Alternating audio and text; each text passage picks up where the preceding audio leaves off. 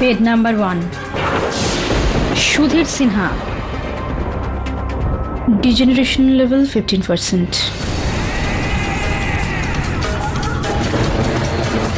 Bed number 2. 3 দিন ধরে এখানে রয়েছে। Degeneration level 10%. Bed number 3. 3 দিন ধরে এখানে রয়েছে। Degeneration level 10%.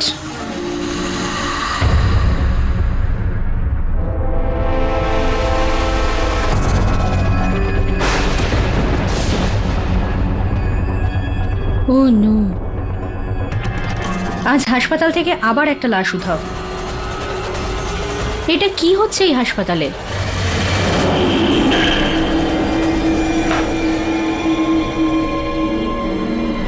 আমার ডাক্তার বাসুকে জানানো উচিত।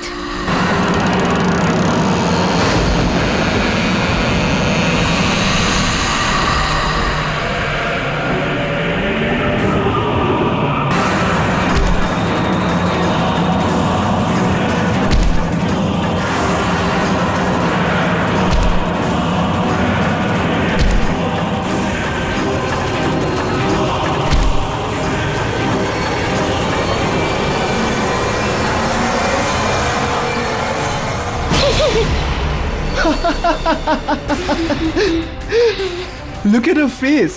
এমন মনে হচ্ছে যেন তুমি কোনো ভূত দেখে ফেলেছো। আর ইউ ক্রেজি অভিষেক? আমি এমনিতেই চিন্তায় রয়েছি। আমি খুব ভালো করেই জানি যে আমার হবু স্ত্রী খুব দুশ্চিন্তায় আছে। সেই জন্যই তো এখানে এসেছি, তোমাকে এন্টারটেইন করার জন্য। আর এমনিতেও লাশগুলোর সঙ্গে তুমি তো খুব বোর হয়ে যাও, তাই না? অভিষেক, আজ আবার একটা লাশ উধাও। এই দেখো শীট, কয়েক ঘন্টা আগেই একটা লাওয়ারিশ লাশ এসেছিল হসপিটালে, আর রেকর্ড অনুযায়ী ওটা বেড নম্বর 4-এ থাকা উচিত ছিল, কিন্তু এখানে তো কোনো লাশই নেই। ও কাম অন ডক্টর তারান, হতে পারে এটা কোনো ওয়ার্ড বয়ের মিস্টেক, বা হয়তো এই বডি অন্য কেউ ক্লেম করে নিয়েছে। তুমি এত ইন্টেলিজেন্ট ইন্টার্ন আমাদের হসপিটালের, তাহলে তুমি এই মর্গ রুমে কেন টাইম ওয়েস্ট করছো? অভিষেক, তুমি জানো কেন? অফকোর্স জানি, কেননা তোমার বাবা ডক্টর সুমিত চান না যে তুমি এখানে কাজ করো। But sweet heart, he is your dad. উনি তোমার ব্যাপারে সবসময় ভালোই চিন্তা করেন, কিন্তু আই কমপ্লিটলি ডোন্ট আন্ডারস্ট্যান্ড যে তুমি এখানে কাজ করে ওনার কথার বিপক্ষে গিয়ে কি করতে চাইছো তুমি।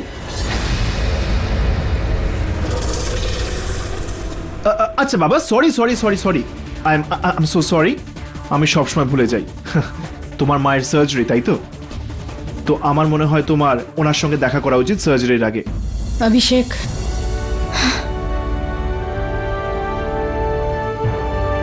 জানি না, আমার যেন ঠিক মনে হচ্ছে না। হ্যাঁ, আমি মাকে এই অবস্থায় দেখতে পারবো না, সেই জন্যই এখানে। But I trust doctor Basu. উনি আমার মায়ের ব্রেনের টিউমার সাকসেসফুলি বের করে আনবেন। I know that. I think তোমার কোথাও কোনো মিসআন্ডারস্ট্যান্ডিং হচ্ছে, কারণ ডক্টর বাসু তো ব্যাঙ্গালোরে আছেন, আর তোমার মায়ের অপারেশন ডক্টর বাসু নয়, বরং তোমার বাবা ডক্টর সুমিত নিজে করবেন। What? How dare he touch my mom? আমি ওনাকে আমার মায়ের কাছেও ঘেঁষতে দেবো না। Doctor Taran,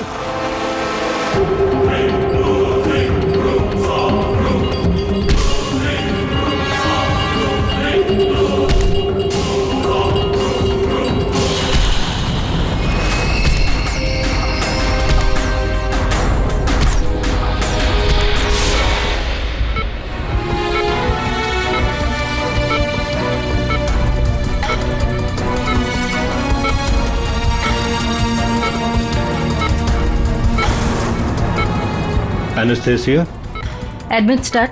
oxygen and vital sign monitor. Already sir. My surgical instrument. All in place sir. Fine, you may leave now. কিন্তু স্যার, আর ইউ শিওর? আপনার আমার কোনো হেল্প লাগবে না? আমি এই সার্জারিটা একাই করতে চাই, আর তাছাড়া ডক্টর বাসুর সঙ্গে আমি ফোনে যোগাযোগ রাখবো ফর কনসালটেশন অনলি।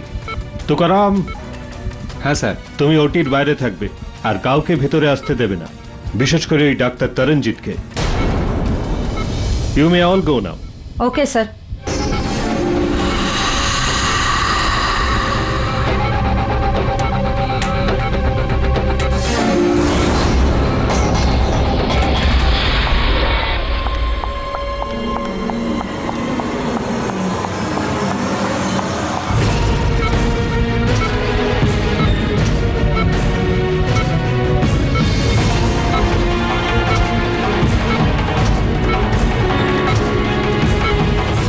আপনি যে নম্বরে ফোন করেছেন সেটি হয় সুইচড অফ আছে, নয় পরিষেবা সীমার বাইরে রয়েছে।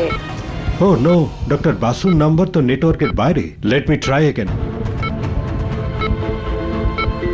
হ্যালো ডাক্তার Sumit, everything is okay? All set, shall we begin? হ্যাঁ হ্যাঁ ওকে। ওকে। আরে ডক্টর তরণজিৎ, এক মিনিট ম্যাডাম দাঁড়ান। ডক্টর সুমিত আমাকে ইনস্ট্রাকশনস দিয়েছেন ভেতরে যেন কেউ না যায়। উনি কে আমাকে ইনস্ট্রাকশন দেওয়ার? পেশেন্ট আমার মা। ম্যাডাম সরো, ম্যাডাম সরো আমি এখান থেকে। শুধু আমার কাজ করছি, প্লিজ। কাজ করতে চাও তো মর্গ থেকে একটা লাশ উধাও, ওটা গিয়ে খোঁজো। লাশ আবার উধাও? ও ও ও তো আবার চলে এসেছে। ও চলে এসেছে ম্যাডাম, ও চলে এসেছে। এসব কি ফালতু কথা বলছো তুকারাম? তোমার যেখানে যাওয়ার যাও, সরো এখান এই থেকে। চলো চলো, সবাই এখান থেকে পালিয়ে চলো, তাড়াতাড়ি চলো। এই তাড়াতাড়ি পালাও। এই হোয়াট বয়, লাইনে কি হলো? হ্যালো হ্যালো ডাক্তার সুমিত। এই হোয়াট বয়, লাইনে কি হয়েছে? হ্যালো ডাক্তার সুমিত, কি হয়েছে? হ্যালো হ্যালো ডাক্তার সুমিত। কে? আরে কে তুমি? ডাক্তার সুমিত, ডাক্তার সুমিত।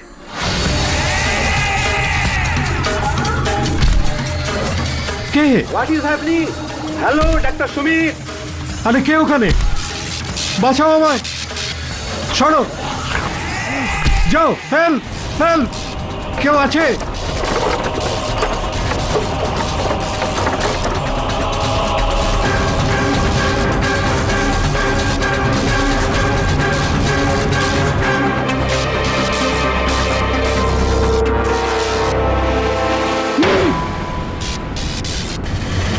হ্যালো ডাক্তার সুমিত, কি হয়েছে?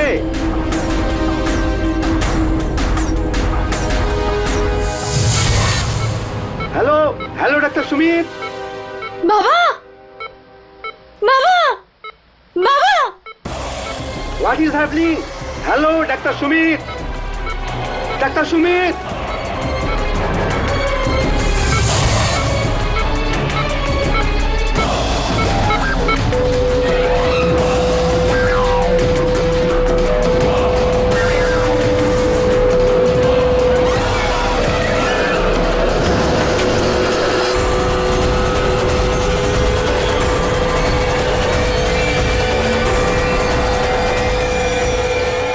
মামা, মামা, মামা।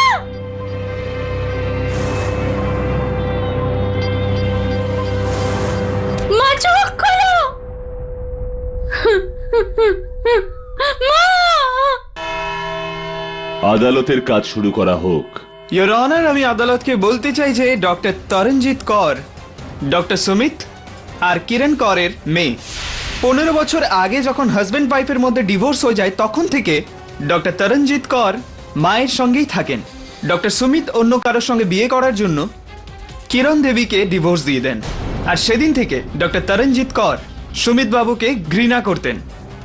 আর এই ঘৃণার জালে জড়িয়ে উনি ডক্টর সুমিতকে হত্যা করেন।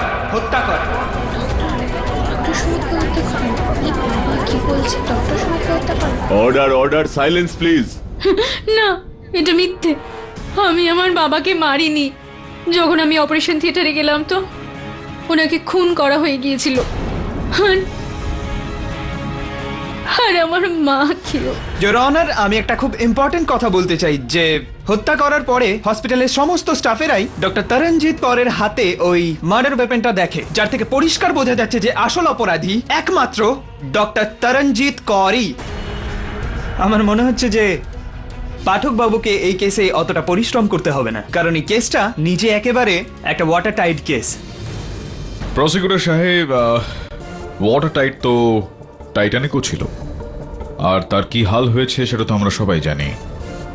ইওর অনার, আমি মানছি যে আমার মক্কেল ডক্টর তরণজিৎ কর সেখানে এই কারণে গিয়েছিলেন যাতে তার বাবাকে তার মায়ের অপারেশন করা থেকে আটকাতে পারেন। এক্স্যাক্টলি ইওর অনার, উদ্দেশ্য পূরণ তো হয়েছে। ডক্টর সুমিতকে হত্যা করে ডক্টর তরণজিৎ কর অপারেশনটা আটকে দেন, কিন্তু আনফরচুনেটলি লাভ কিছুই হয়নি, কারণ কিরণ দেবী অপারেশন থিয়েটারেই সেই সময় প্রাণত্যাগ করেন। আমি আদালতের কাছে একটা অনুরোধ করছি যে ডক্টর তরণজিৎকে, অ্যাকচুয়ালি ডক্টর বলা উচিত না, সাসপেক্ট তরণজিৎ করকে ডাবল হোমিসাইডের অপরাধে আমাদের কঠিনতম শাস্তি দেওয়া উচিত।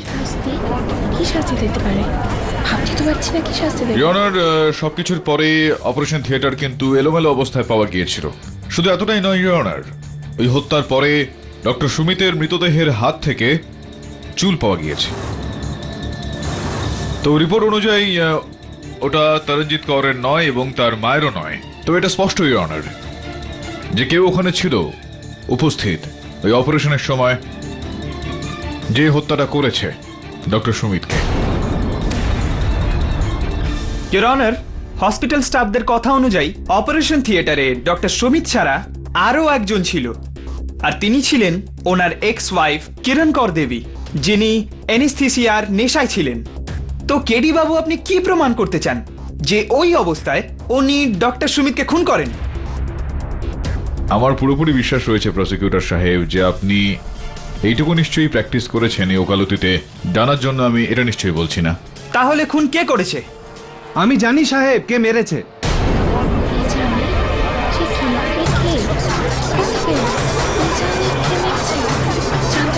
অর্ডার অর্ডার, আপনার যা কিছু বলার আছে কাঠগড়ায় এসে বলুন। জজ সাহেব, ডক্টর সুমিতকে লাশ মেরেছে, ওই লাশটা যেটা আমাদের হসপিটালের মর্গ থেকে উধাও হয়ে গেছিল।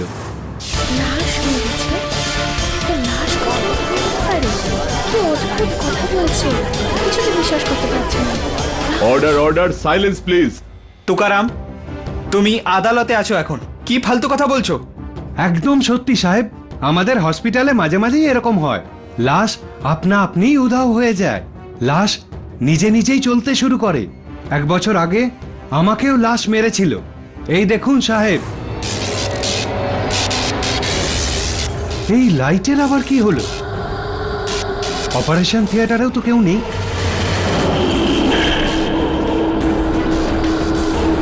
কে কে কে কে ওখানে? এটা তো মর্গের কোনো মৃতের স্লিপ।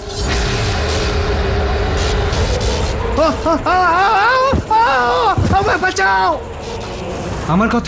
আমার কথা কেউ বিশ্বাস করেনি, কিন্তু তারপর 2 মাস পরে আমাদের হসপিটালের ওয়ার্ড বয় ভিকু আবার লাশকে চলাফেরা করতে দেখেছিল হসপিটালের করিডরে, আর লাশটা ওর সামনে এসে পড়ে গেছিল। তখনই সবাই মেনে নিল যে আমি সত্যি কথা বলছি। তারপর থেকে হসপিটালে লাইটগুলো সব ফ্লিকারিং হতো। আমরা সব ওয়ার্ড বয়রা, নার্সরা নিজেদের একটা ঘরে বন্দি করে রাখতাম, আর যখনই লাইট চলে আসতো আমরা সবাই আবার বাইরে বেরিয়ে আসতাম। কিন্তু সাহেব, ভূতের সঙ্গে কে লড়তে যাবে? ইওর অনার, আমার মনে হয় তুকারাম পাগল হয়ে গেছে। ও শুধুমাত্র আদালত আর আমাদের সময় নষ্ট করছে। We should not take him seriously. Your honour, আমার এরকমটা মনে হয় কখনো কখনো অসম্ভবের মধ্যেই কিন্তু সম্ভব লুকিয়ে থাকে। সম্ভবত আমরা এই বিষয়টাকে একটু দেখভাল করতে পারতাম, যে হাসপাতালে অন্য ওয়ার্ড বয়রাও হয়তো দেখেছে। ইওর অনার, এখন এই ঘটনাটা, এটা কি ঘটনা মানে ন্যাচারাল নাকি সুপার ন্যাচারাল, এই খোঁজটা না নিয়ে এই কেসে এগিয়ে যাওয়াটা খুব একটা ঠিক হবে না। আমি তদন্তের জন্য আদালতের কাছে সময় চেয়ে নিচ্ছি। এই আদালত কাল পর্যন্ত মুলতবি রাখা হলো। The court is adjourned. হাসপাতালে হেঁটে বেড়ানো লাশ আর কে কে দেখেছে? সাহেব, আমি আর ভিকু দেখেছি। ও এত ভয় পেয়েছিল, কাজ ছেড়ে গ্রামে চলে গেছে। হ্যাঁ স্যার, আমরা সবাই ভয় পেয়ে গেছিলাম। তারপর টুকারাম আমাদের আইডিয়া দিল, যখনই আলো দপদপ করবে আমরা যেন নিজেদের একটা ঘরে বন্ধ করে নিই। What nonsense!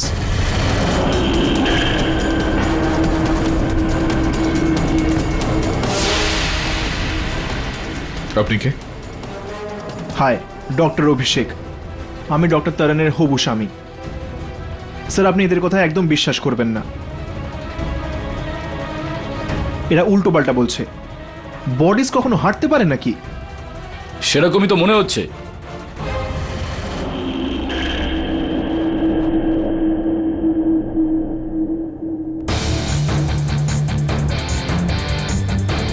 ওটা দেবে তুই এখানে? হ্যাঁ কেডি, ডক্টর সুমিতের হাতে যে চুল পাওয়া গিয়েছিল তার ডিএনএ রিপোর্ট চলে এসেছে। এই দেখো কেডি, এই রিপোর্ট অনুযায়ী ওই চুল বিকাশ নামের এক অপরাধীর, যে নিজে 3টে মার্ডার কেসের ওয়ান্টেড। আর যে রাতে ডক্টর সুমিত খুন হন সেই সকালেই বিকাশ পুলিশ এনকাউন্টারে মারা যায়। আর তার বডিটা এই হসপিটালেই আনা হয়েছিল।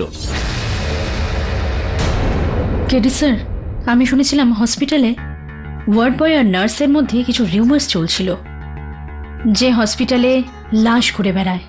কিন্তু আমি এটা বুঝতে পারছি না, ওই লাশ যদি আমার বাবাকে মেরেও থাকে তাহলে আমি দেখতে পেলাম না কেন ওই অপারেশন থিয়েটারে?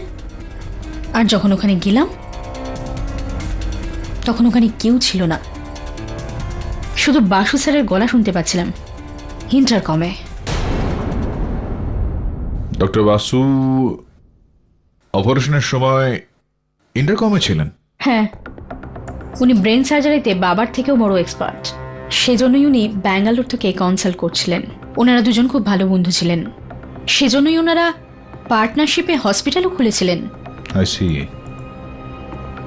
তাহলে তো ডক্টর বাসুর সঙ্গে কথা বলতেই হবে। ডক্টর বাসু, যেদিন এই হত্যাটা হয়েছিল ডক্টর সুমিত সেদিনকে অপারেশন থিয়েটারে ছিলেন একা। তো আপনি সেদিন ওনাকে কনসালটেশন দিচ্ছিলেন ব্যাঙ্গালোর থেকে ফোনের সাহায্যে? আগে হ্যাঁ। এই যে ফোনের সাহায্যে আপনি সম্পর্কিত ছিলেন, শব্দ আপনার কাছে গিয়ে পৌঁছলো। আপনি কি একবারও ডক্টর সুমিতকে ডক্টর তরণজিতের নাম ধরে ডাকতে শুনেছিলেন? না, আই ডোন্ট থিঙ্ক সো। ও শুধু এটাই বলছিল, সরাও ওকে, সরাও, হেল্প মি, হেল্প মি। তো ইয়োর অনার, আমি বুঝতে পারছি না এর থেকে কেডি বাবু প্রমাণ কি করতে চান। ইয়োর অনার, আপনি যদি অনুমতি দেন তো আমি যেটা প্রমাণ করতে চাইছি সেটা একবার দেখিয়ে দিই। অনুমতি দিলাম। আসুন আসুন, এদিকে আসুন, এদিকে আসুন ভাই, আপনি আসুন আসুন। শিওর। আর ওইদিকে ঘুরে যান। মেনে নিন কিছুক্ষণের জন্য যে আপনি ডক্টর সুমিত, আর এখানে আপনি আপনার স্ত্রীকে অপারেশন করছেন। আর ইন্সপেক্টর দাবে এখানে দাঁড়িয়ে রয়েছেন ওই পেছনে, একবার দেখুন ইন্সপেক্টর দাবে দাঁড়িয়ে। উনি এসে আপনার উপর এই আঘাত করবে। আপনি রেডি আছেন?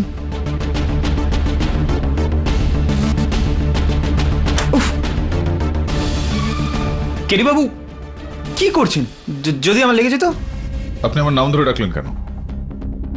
না, আপনি আমায় মারলেন তো আমি আপনাকে চিনি, অবভিয়াসলি আমি আপনার নাম নেব। ব্যাস ইওর অনার, আমি এটাই প্রমাণ করার চেষ্টা করছিলাম যে মেয়ে যদি তার বাবাকে মারার চেষ্টা করেন তো সেই বাবা একবার ওই মেয়ের নাম অবশ্যই তো নেবেন না। ডক্টর সুমিত অবশ্যই তরণজিতের নাম ধরে ডাকতেন যদি তরণজিৎ তার উপর আঘাত করতেন তো।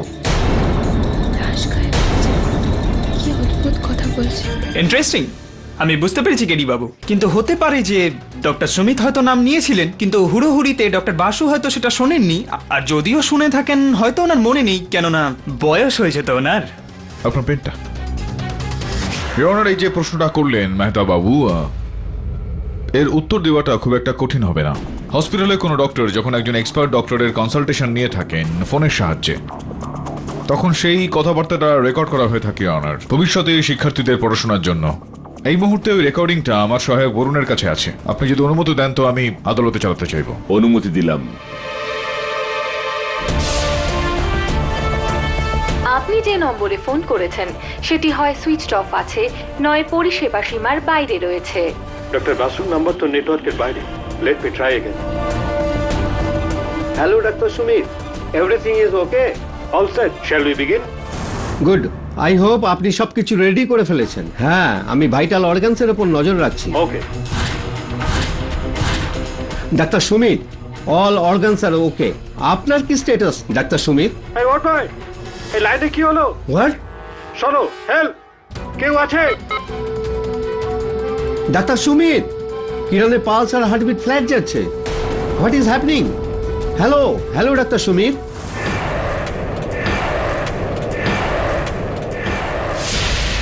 ইওর অনার, এই রেকর্ডিংয়ে কোথাও ডক্টর সুমিত তরণজিতের নাম নেননি। ডক্টর বাসু একদমই ঠিক বলছেন। উনি ডক্টর সুমিতকে নাম নিতে একেবারেই শোনেননি। কিন্তু কেডি বাবু, এটা কি করে প্রমাণ হচ্ছে যে ডক্টর তরণজিৎ ডক্টর সুমিতকে খুন করেননি?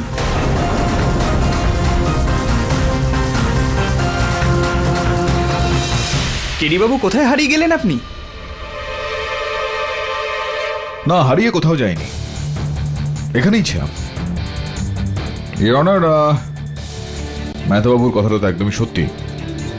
এই রেকর্ডিং থেকে আশঙ্কাটা অবশ্যই হচ্ছে যে ডক্টর তরণজিৎ ডক্টর সুমিতকে হত্যা করেননি, কিন্তু সঠিকভাবে প্রমাণ করা যাচ্ছে না। শক্তভাবে একটা বিষয় অবশ্যই প্রমাণিত হচ্ছে ইওর অনার, যে ডক্টর বাসু আদালতে মিথ্যা কথা বলছেন। ডক্টর বাসু, আপনি মিথ্যা বলেছিলেন, আপনি এখনো মিথ্যা কথা বলছেন যে আপনি কনসালটেশন ব্যাঙ্গালোর থেকে করেছিলেন। আপনি তো ব্যাঙ্গালোরে ছিলেনই না। এটা আপনি কি বলছেন কেডি স্যার? বোধহয় আপনি রেকর্ডিংটা ঠিক মতো শোনেননি। যখন প্রথমবার ডক্টর সুমিত আপনাকে ফোনে ট্রাই করেন, তখন আপনার ফোন নেটওয়ার্ক এরিয়া থেকে বাইরে ছিল। যদি আপনি সেই সময় ব্যাঙ্গালোরে থাকতেন, কর্ণাটকে থাকতেন, তাহলে ওই বার্তাটা কন্নড় ভাষায় হতো, কিন্তু এই রেকর্ডিংয়ে ওই বার্তাটা মারাঠি ভাষায় রয়েছে।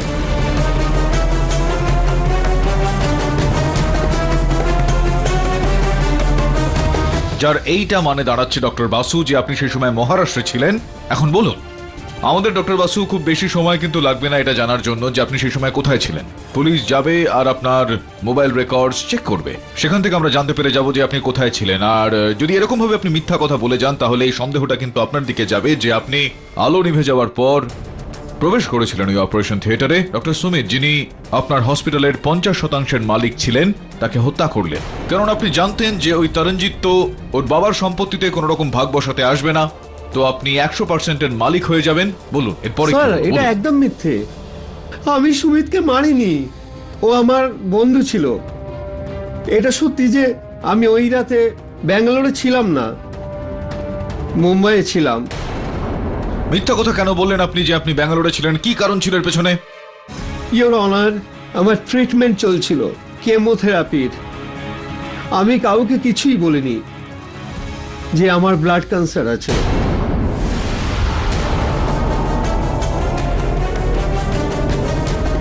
আমি ব্যাঙ্গালোরের বাহানা করে কোলাবাতে একটা হসপিটালে কেমোথেরাপি নিচ্ছিলাম। আর এখন আপনিই বলুন স্যার, যে লোকটা নিজেই কিছুদিনের অতিথি, ও সামান্য টাকার জন্য কেন নিজের বন্ধুকে খুন করতে যাবে? ইওর অনার, শুনলেন আপনি? কেডি বাবু একজন ক্যান্সার পেশেন্টের ওপর খুনের অভিযোগ করছেন, কিন্তু আমি এখানে কোথাও কোনো পসিবিলিটিস দেখতে পাচ্ছি না যেখানে তরণজিৎকে বাদ দিয়ে অন্য কেউ মার্ডার করার চেষ্টা করে বা করেছে। পসিবিলিটি আছে স্যার। আমারই এক পেশেন্ট ছিল যার মৃত্যু হয়েছে। আমি ওকে ডেট ডিক্লেয়ার করেছিলাম, কিন্তু কিছু ঘন্টা পর আমি যখন মর্গে যাই, আমি ওর হাত আর পাগুলো চেক করতে দেখেছিলাম। আমি এই কথা কাউকে বলিনি, কেননা যদি আমি এই কথা কাউকে বলতাম তাহলে ওরা আমাকে ঠাট্টা করতো, কারণ আমার কাছে কোনো প্রুফ ছিল না। হয়তো আমার মেডিকেল ক্যারিয়ারটাই শেষ হয়ে যেত। আমি সারা জীবনটাই ডাক্তার হয়ে থাকতে চেয়েছিলাম আর মানুষের চিকিৎসাই করতে চেয়েছিলাম। ইওর অনার, আমি এটা জানি যে আদালত এই মৃত মরা মানুষের এই হেঁটে চলার সুপারন্যাচুরাল ব্যাপারটাকে কখনোই বিশ্বাস করবে না। আদালত প্রমাণ চায়। তো কোথাও না কোথাও এই কেসটা দ্বিতীয়বার, যেটা জম্বির ওপর, মৃত মানুষের ওপর, মরা মানুষের ওপর এসে দাঁড়িয়েছে। আমি আদালতের কাছে আবেদন করছি যে পুলিশকে নির্দেশ দেওয়া হোক যে সর্বপ্রথম এই ধোঁয়াশাটাকে কাটানো হোক, এর পেছনে তথ্যটা কি রয়েছে সেটার খোঁজ করুক, তারপরেই আমরা এই কেসটাতে এগিয়ে যেতে পারবো। মিস্টার পাঠক, আমি আপনার সঙ্গে একমত। এই আদালত পুলিশকে আদেশ দিচ্ছে যে তারা এই রহস্যের ব্যাপারে যত দ্রুত সম্ভব খোঁজ লাগাক। এই আদালত পরবর্তী শুনানি পর্যন্ত মুলতবি রাখা হচ্ছে। The court is adjourned. Sir, doctor Basu কি সত্যিই হসপিটালে জম্বি দেখেছেন?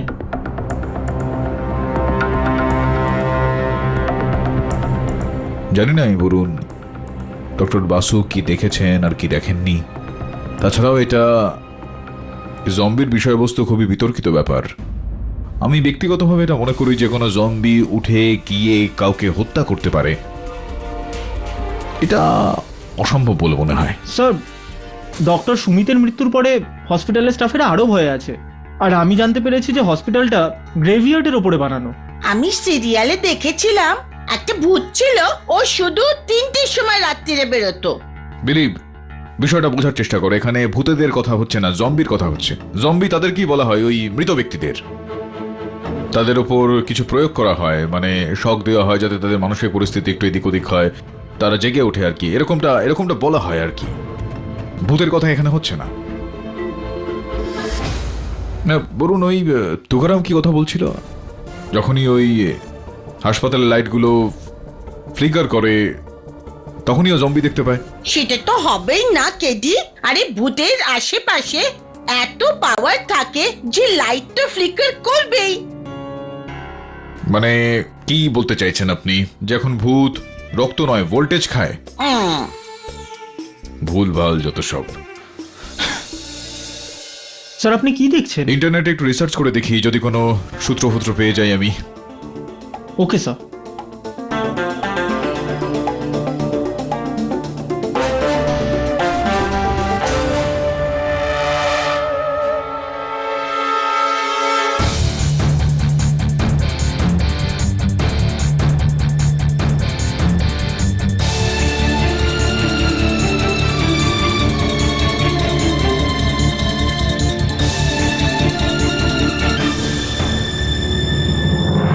Good morning sir.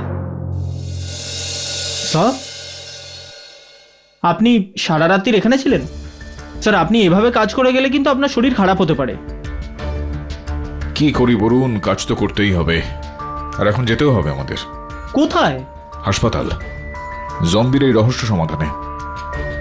ওই রবিকে বলে দে একটু, তোর ওই বন্ধুকে, যে দরকার পড়তে পারে। হ্যাঁ তবে শোন,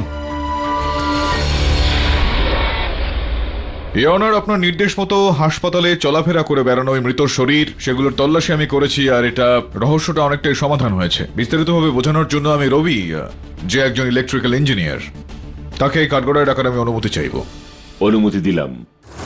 ইয়নার, যে সমস্ত ব্যক্তি ওই হাসপাতালে মৃতদের চলাফেরা করতে দেখেছেন, সবারই একই বক্তব্য যে ঠিক ওই সময় হসপিটালের ওই যে আলোগুলো রয়েছে সেগুলো টিপটিপ করে, অর্থাৎ ফ্লিকার করে। রবি, যে একজন ইলেকট্রিক্যাল ইঞ্জিনিয়ার, ওকে নিয়ে আমরা হাসপাতালে গিয়েছিলাম। স্যার, আমি সমস্ত ইলেকট্রিক্যাল পয়েন্ট চেক করে নিয়েছি, এখানে কোনো প্রবলেম নেই। তাহলে লাইট ফ্লিকার করে কেন নিজে নিজে? ইলেকট্রিসিটিতে কিছুই নিজে থেকে হয় না, এটাই বাস্তব যে ভোল্টেজ ফ্ল্যাকচুয়েট করার জন্যেই লাইট ফ্লিকিং করে। আর ভোল্টেজ ফ্ল্যাকচুয়েশন তো পাওয়ার কোম্পানি থেকে হতে পারে, আর না হলে এরকম কোনো হসপিটালের কোনো মেশিন থেকে বেশি পাওয়ার কনজিউম করার জন্য হতে পারে। বলুন, আমি তোকে খোঁজ নিয়ে দেখতে বলেছিলাম এখানে আশেপাশের কোনো বিল্ডিং থেকে এই ধরনের ভোল্টেজ ফ্লাকচুয়েশনের কোনো রকম কমপ্লেন গেছে কিনা। না স্যার, আশপাশ থেকে কোনো বিল্ডিং কমপ্লেন করেনি। তার মানে যে প্রবলেমগুলো রয়েছে সেটা এই হাসপাতালেই রয়েছে। ইওর অনার, এই জন্যই আমি ওই হসপিটালের পাওয়ার ডিস্ট্রিবিউশন চেক করি, আর দেখা যায় সবচেয়ে বেশি আর থিক কেবল ওই অপারেশন থিয়েটারে লাগানো হয়েছিল যেখানে ডক্টর সুমিত খুন হয়েছেন। ইয়নার, প্রথমবারও ওই তুকারামি অপারেশন থিয়েটার থেকেই মৃতদেহকে পায়ে হেঁটে বাইরে চলে আসতে দেখেছিল, সেই কারণে আমরা ওখানকার পাওয়ার লাইন চেক করতে বলি। অদ্ভুত ব্যাপার স্যার, এই রুমে এমন কোনো মেশিন নেই যার জন্য এত থিক পাওয়ার লাইনসের দরকার আছে, কিন্তু তবুও লাইন অ্যাক্টিভ আছে, আর কোনো একটা মেশিন তো পাওয়ার টানছে। সাহেব, চলুন এখান থেকে। আমার তো মনে হয় ভূত এই আশেপাশেই আছে। হ্যাঁ, আশেপাশে তো আছেই, কিন্তু কোনো ভূত না। একটা মেশিন আছে যেটা এখান থেকে বিদ্যুৎ টানছে, দেওয়ালের পিছনেই রয়েছে। বরুণ, আয়রন পাউডার আনতে বলেছিলাম তোকে, এনেছিস? হ্যাঁ স্যার। দে আমাকে। স্যার, কিন্তু এটা কেন? এটা তুই তো জানিসই, যেখানে খুব বেশি মাত্রায় বিদ্যুতের ব্যবহার হয়ে থাকে সেখানে চুম্বক ক্ষেত্র তৈরি হয়। এটা এবার ফেলবো তো। রবি, একটু সর এখান থেকে, আর একটু দে।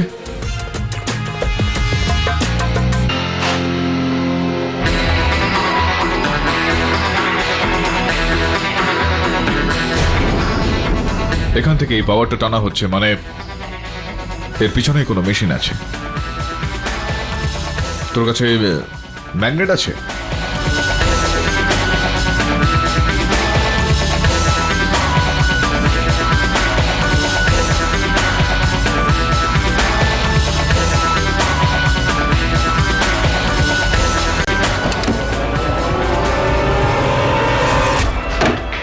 Sir, KD sir. হ্যাঁ, আমি ঠিক আছি, চলে।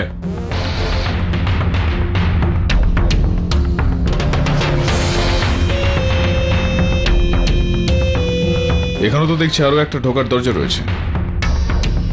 তার মানে হতে পারে যে ওই হত্যাকারী এই পথে প্রবেশ করে, অপারেশন থিয়েটারে গিয়ে ডক্টর সুমিতকে হত্যা করে তারপর এই পথে পালিয়ে যায় হয়তো। আমার মনে হচ্ছে যে এখানে কোথাও না কোথাও তো সূত্র কিছু একটা ছেড়ে গিয়েছেই। এখানে কোথাও লাইট,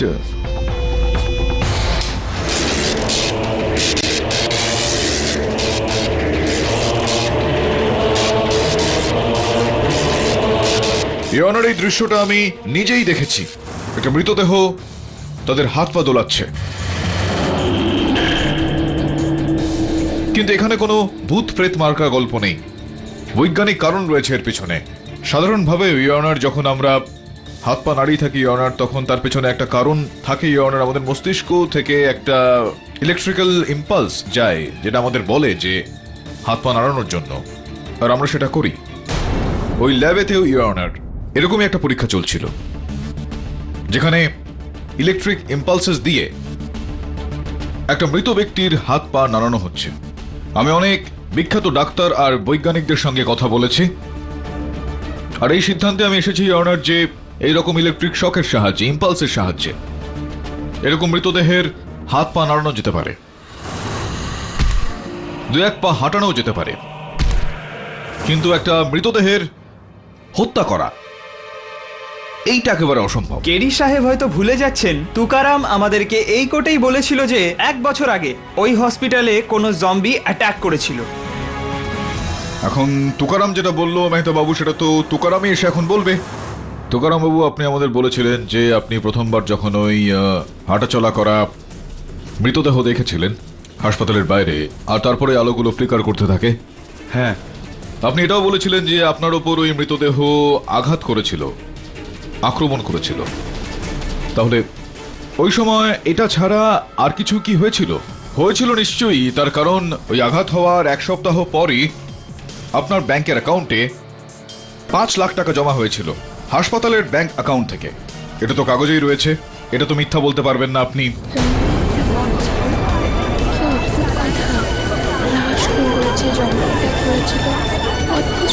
অর্ডার অর্ডার। আর তারপর দ্বিতীয়বার আপনি বলেছিলেন যে ওই যে দ্বিতীয় ওয়ার্ড বয়টা রয়েছে, কি নাম ছিল জানো ওর?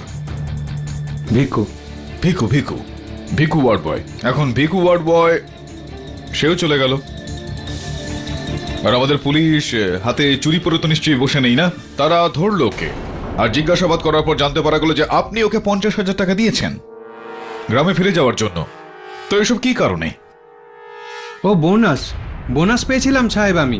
হ্যাঁ হ্যাঁ হ্যাঁ হ্যাঁ হ্যাঁ, বোনাস দেওয়া হয়েছিল আপনাকে। বোনাস দেওয়া হয়েছিল আপনাকে যাতে আপনি হাসপাতালে ওই সমস্ত রহস্যের বিষয়ে চুপচাপ থাকেন একদম। আর আপনি সেরকমটা করেছেনও, আর একটা সুন্দর গল্পও ফাঁদেন, যে কারণে যখন ওই আলোগুলো ফ্লিকার করতে শুরু করতো, আপনার ওই হাসপাতালের সমস্ত স্টাফ তারা একটা ঘরের ভেতর গিয়ে নিজেরা ভেতর থেকে তালা দিয়ে দিত। আপনি এই জায়গাটা একদম পুরোপুরি ঠিক করে ফেললেন যে কেউ যাতে বাইরে না আসতে পারে, আর কেউ যেন এই বিষয়টার রহস্য জানতে না পারে। এখন দেখুন, আপনি তো নাও করতে পারবেন না এই বিষয়টা, তো আমরা এই কেসটাকে এগিয়ে নিয়ে যাব। হতে পারে মহামান্য বিচারক আপনাকে কড়া শাস্তি দেন, আর আপনি জেলে চলে যাবেন, আর জেলে দাবে সাহেব আপনাকে তার থেকেও বেশি শাস্তি দেবেন। তো আপনি কি সহ্য করতে পারবেন এত শাস্তি? আপনি নিজেই বলেছিলেন যে গরিব মানুষ আপনি, তাই না? আর কোথাও চাকরিও পাবেন না আপনি। জেলে আপনি কি করবেন? খানি টানবেন? কি করবেন আপনি? না সত্যি কথা বলবেন? আমাদের সাহায্য করবেন সত্যি কথা বলে? বলুন বলুন। হ্যাঁ সাহেব, আমি মিথ্যে বলেছিলাম। 5 লাখ টাকা অনেক বেশি টাকা সাহেব, কিন্তু সাহেব আমি জানি না যে আমার ভুলের জন্য ডক্টর সুমিত মারা যাবেন। তার কথা মতো আপনি মিথ্যা কথা বলেছেন। ডক্টর সুমিতের কথা।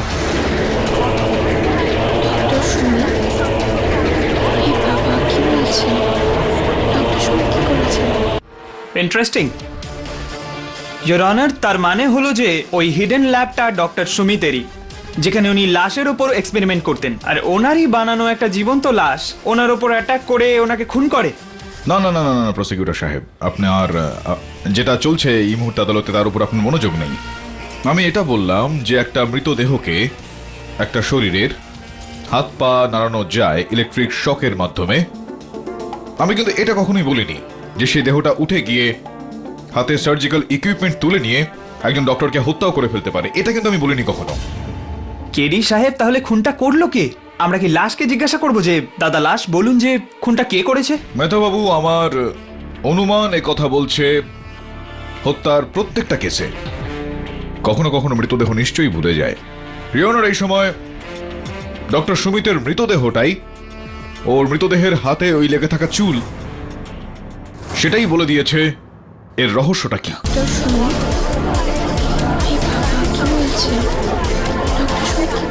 Order order, silence in the court. আপনি যদি অনুমতি দেন তো আমি একবার ইন্সপেক্টর দাবেকে কাঠগড়ায় ডাকার অনুমতি চাইব। অনুমতি দিলাম। ইয়োর অনার, কেডি পাঠক আমাকে তথ্য দিয়ে জানিয়েছিলেন যে ওই হসপিটাল গ্রেভিয়ার্ডের জমিতে বানানো হয়েছিল, আর হসপিটাল বানানোর আগে ডক্টর সুমিত আর ডক্টর বাসু গ্রেভিয়ার্ডের সব বডিগুলোকে শিফট করার জন্য আলাদা জমি নিয়েছিলেন। আমি ওখানে ইনভেস্টিগেশন করতে গিয়েছিলাম।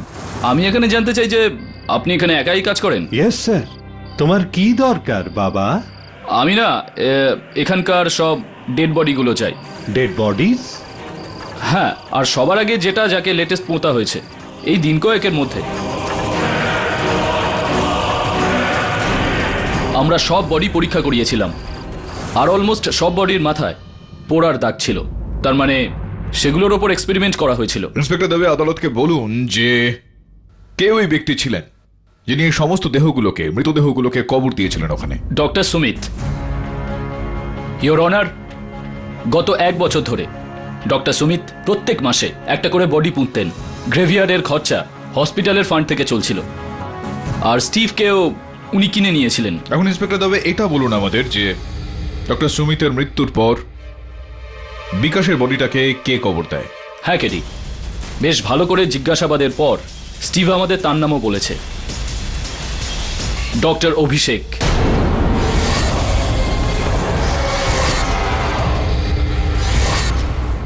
মুখোশ খুলে গিয়েছে ডক্টর অভিষেক।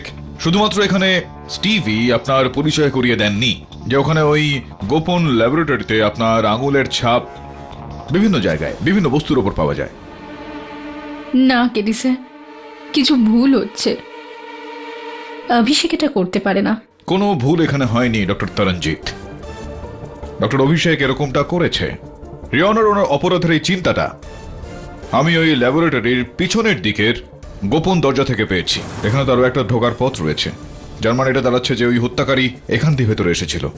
আপনি অবাক হয়ে যাবেন এটা জানতে পেরে তরণজিৎ দেবী, যে এই দরজাটা কোথায় খোলে আপনার হাসপাতালের এই মর্গে, যেখানে উনি ছিলেন আপনার সঙ্গে উপস্থিত। আর ঠিক যখনই আপনি ওটির দিকে দৌড়লেন, উনি তখন ওই গোপন দরজাটা ব্যবহার করে ওটির ভেতরে ঢুকেছিলেন আর আপনার বাবাকে হত্যা করেন। তুমি তো ওনাকে নিজের বাবার মতো মানতে না? আরে কিসের বাবা? উনি আমাকে ইউজ করছিলেন। আজ থেকে 12 বছর আগে ডক্টর সুমিত আর ডক্টর বাসু একসাথে হসপিটাল খুলেছিলেন।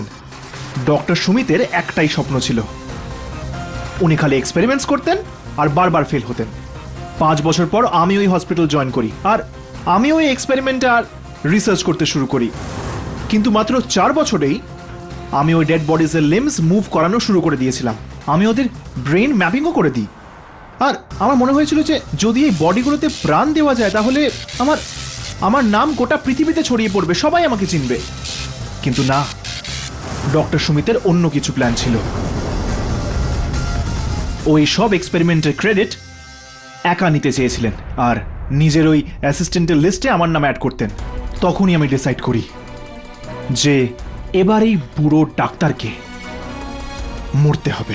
তুমি আমার বাবাকে মেরেছো। হ্যাঁ, আমি মেরেছি ওনাকে। যখন তুমি বাবার সঙ্গে ঝগড়া করতে অপারেশন থিয়েটারে গেছিলে, আমি তখন ওনার সিক্রেট ল্যাবে পেছনের দরজা দিয়ে ঢুকি। আরে কে ওখানে?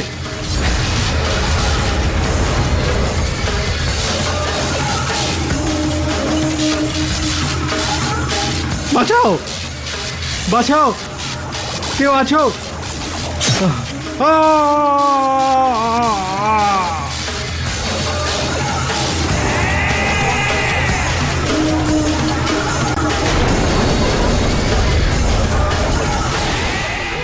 আমি এই খুনটা খুব ঠান্ডা মাথায় করেছি। আগে তো ওই লাশটাকে ডক্টর সুমিতের গায়ে ঠেলে দিই, যাতে হাতাহাতি হওয়ার সময় যেই ছাপটাই আসুক না কেন, যাতে সেই অজানা লাশটার হয় আর আমার ওপর কেউ সন্দেহ না করে। Your Honor, the defense rest. সমস্ত সাক্ষ্য প্রমাণাদি বিবেচনাপূর্বক এই আদালত ডক্টর অভিষেককে ডক্টর সুমিতের খুনে দোষী সাব্যস্ত করে যাবজ্জীবন কারাদণ্ড দিচ্ছে। আর আদালতে মিথ্যে সাক্ষী দেওয়ার অপরাধে তুকারামকে 3 বছরের শাস্তি দেওয়া হচ্ছে। আর ডক্টর তরণজিৎকে নির্দোষ মনে করে এই কেস থেকে সসম্মানে মুক্তি দেওয়া হচ্ছে। Case is closed.